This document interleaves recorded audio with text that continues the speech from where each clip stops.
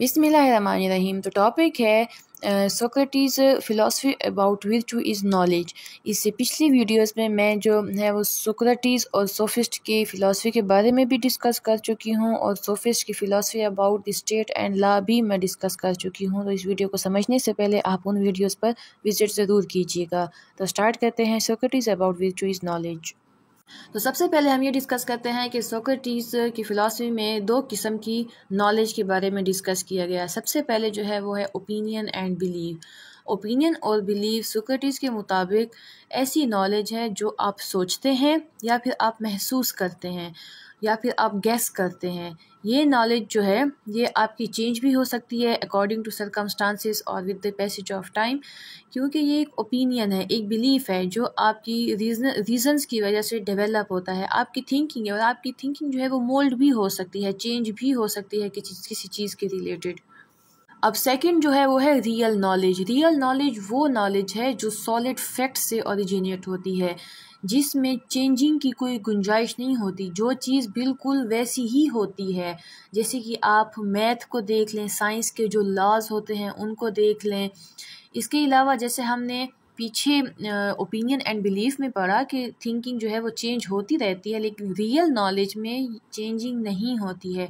Real knowledge change नहीं होता है, ये बिल्कुल फिक्स रहता है और ये ट्रुथ के ऊपर बेस्ड करता है। ट्रुथ का मतलब नेचर के ऊपर बेस करता है, मतलब कि ऐसे सॉलिड फैक्ट्स पर बेस करता है कि जिसमें चेंजिंग नहीं हो सकती है। ये सोक्रेटिस के मुताबिक दो किस्म की नॉलेज थी। इसी तरह सुकरात की फ़िलासफ़ी है कि दो किस्म की गुडनेस या विर्चू पाई जाती हैं। सबसे पहली पाई जाती है goodness that based on opinion. जैसे कि हम पीछे ओपिनियन के बारे में पढ़ चुके हैं, तो भी उसी से रिलेटेड जो है एक न्यू कंसेप्ट है गुडनेस, जो सुकरात के मुताबिक दो किस्म की गुडनेस है। सबसे पहले है गुडनेस बेस्ड ऑन ओपिनियन। अब इसमें ये कहा जाता है कि जो ये गुडनेस होती है ये आपके या रूल के साथ लिंक होती है या आपके कस्टम्स या ट्रेडिशंस के साथ होती हैं। मतलब कि आपके कस्टम और आपके जो ट्रेडिशंस होती हैं ये आपको बताती हैं कि ये चीज़ सही है और ये चीज़ गलत है। मतलब कि जो आपके एंसेस्टर से ही जो रूल्स एंड रेगुलेशन चले आ रहे होते हैं, तो ये आपको बताते हैं और ये फिर ओपिनियन के ऊपर बेस करता है कि आपकी राय क्या है। क्या आप इस चीज़ को गुड समझते हैं या आप इस एक्ट को गुड नहीं समझते हैं, ये आपकी थिंकिंग पर बिलीव रखता है।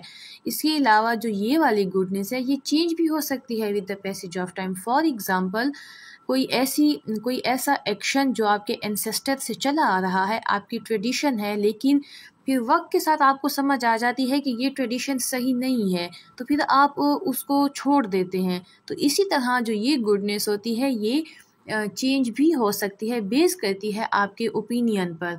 इसकी मिसाल आप ऐसे ले सकते हैं कि फॉर एग्ज़ाम्पल आपके एंसेस्टर जो थे वो दूसरे मज़हब के थे, फॉर एग्ज़ाम्पल हिंदू रिलीजन के थे, लेकिन उसके बाद जो है उनकी ओपिनियन, उनका बिलीफ जो है वो चेंज हो गया। जैसे उनका ओपिनियन बिलीफ चेंज हुआ तो फिर उन्होंने गुडनेस जो है वो दूसरी चीज़ में समझा, दूसरे रिलीजन में उन्होंने गुडनेस समझा। फॉर एग्ज़ाम्पल एक इंसान हिंदू से इस्लाम रिलीजन में जाता है या इस्लाम से हिंदू रिलीजन में जाता है, तो फिर वो अपने बिलीफ के मुताबिक उस चीज़ को गुड समझता है, अपनी गुडनेस को चेंज कर देता है। इसके अलावा जो सेकंड गुडनेस है वो है goodness based on real knowledge. जैसे कि हमने पीछे पढ़ा कि जो रियल नॉलेज है वो सॉलिड फैक्ट्स पर मबनी होती है, वो चेंज नहीं होती। इसी तरह ये वाली गुडनेस जो है ये रियल नॉलेज पर बेस्ड करती है। ये वो नॉलेज होती है जो यूनिवर्सली एक्सेप्टेड होती है, मतलब कि एक सोसाइटी से दूसरी सोसाइटी में इसको चेंज नहीं समझा जाता, बल्कि हर सोसाइटी में इसको एक्सेप्ट किया जाता है, हर सोसाइटी में इसके ऊपर अमल किया जाता है, क्योंकि ये रियल नॉलेज है। फॉर एग्ज़ाम्पल अगर चोरी करना बुरी आदत है तो इसको चोरी को हर सोसाइटी में बुरा समझा जाता है। कोई भी आपको आज के ज़माने में स्टेट या फिर कोई भी सोसाइटी आपको अलाउ नहीं करेगी कि आप चोरी करें। तो इस तरह की कुछ ऐसी गुडनेस है जो हर सोसाइटी में बिल्कुल सेम है और यूनिवर्सल है और हर कोई जो है इसको एक्सेप्ट करता है, मतलब कि सेम तरीके से एक्सेप्ट करता है। तो ये रियल नॉलेज पर जो बेस करती है गुडनेस, ये वो है। तो इसी तरह जो सुकरात है उसने अपने दो टाइप बताई हैं नॉलेज की और दो टाइप बताई हैं गुडनेस की। तो इसी तरह क्योंकि बेस बन चुकी है तो अब आपको सुकरात के बारे में बताते हैं कि वो क्या कहना चाहता है, विर्चू इज़ नॉलेज क्या है। तो सुकरात ये कहना चाहता है कि जो ट्रू गुडनेस है, ट्रू गुडनेस बेस्ड करती है रियल नॉलेज पर। मतलब कि अगर रियल नॉलेज जो होगा वो हर जगह पर एक्सेप्टेड होगा, हर इंसान को पता होगा कि कौन सी चीज़ सही है और कौन सी चीज़ गलत है।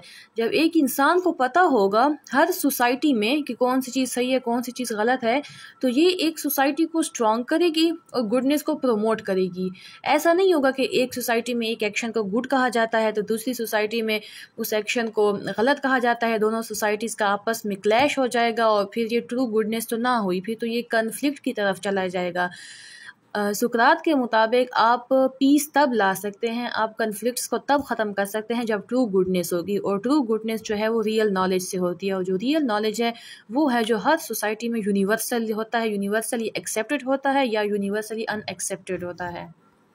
इसी तरह सुकरात जो है वो नॉलेज पर एम्फसाइज़ करता है कि जो नॉलेज है वो इंसान को मोस्ट वर्चुअस बनाती है, और नॉलेज जो इंसान को स्किलफुल बनाती है, और एक स्किलफुल इंसान जो है वो एक सोसाइटी के लिए काफ़ी इनएविटेबल होता है, ज़रूरी होता है, जो कि सही तरीके से जो रिसोर्सेज का यूज़ करता है और लोगों की जो डिमांड्स होती हैं उनको फुलफ़िल करता है और सही गुड तरीके से इंट्रैक्शन होता है। तो नॉलेज पर काफ़ी एम्फसाइज़ किया है सुकरात ने।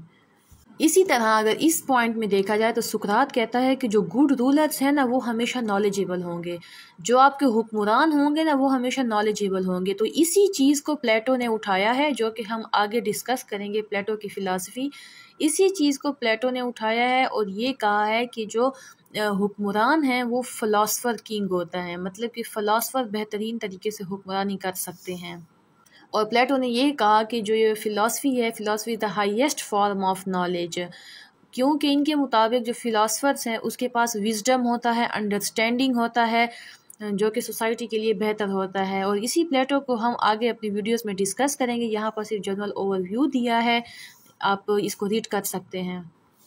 तो सिंपली ये था मेरा आज का topic, Sukrat philosophy about the virtue of knowledge. इसके अलावा आप पीछे लेक्चर्स पर भी विजिट कर सकते हैं जिसमें सुकरात की फ़िलासफ़ी है about the law and state and about Sukrat and the sophist philosophy. इसके अलावा वीडियो को लाइक कर दीजिएगा, शेयर कर दीजिएगा, चैनल को सब्सक्राइब कर दीजिएगा। बहुत शुक्रिया, अल्लाह हाफिज़।